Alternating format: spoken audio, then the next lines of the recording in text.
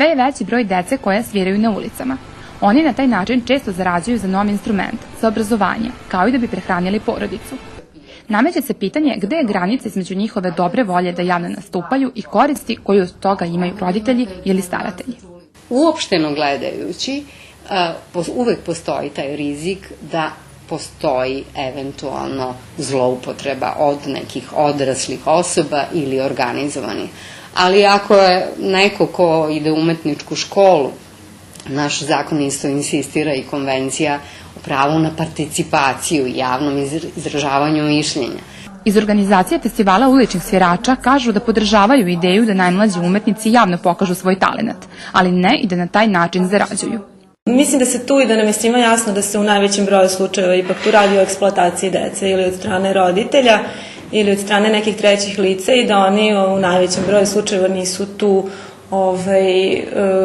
samo da bi prikazali svoje znanje ili umeće, nego da bi, nažalost, prehranili porodicu. U kancelariji pokrajinskog ombudsmana oprezni su kada govore o toj temi kao o eksploataciji dece i prosjačenju. Mi imamo ovde puno nepoznanica, znači mi možemo danas da pričamo uopšteno. Svaki konkretan taj slučaj je slučaj za sebe.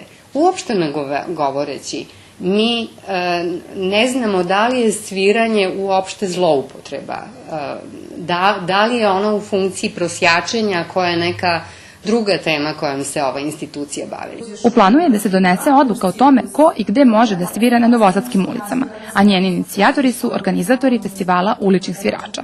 Ono što ćemo da uradimo to je da ćemo da pomognemo gradu i ljudima koji budu radili na tom zakonu da se on na najbolji mogući način u kontekstu Novog Sada napravi. Sada, vezano za godište od kada nikako ne bismo podsticali da to bude ispod 15 godina ili ispod čak 18 godina da deca zarađuju na ulici. Mislim, ne bi to bio naš predlog.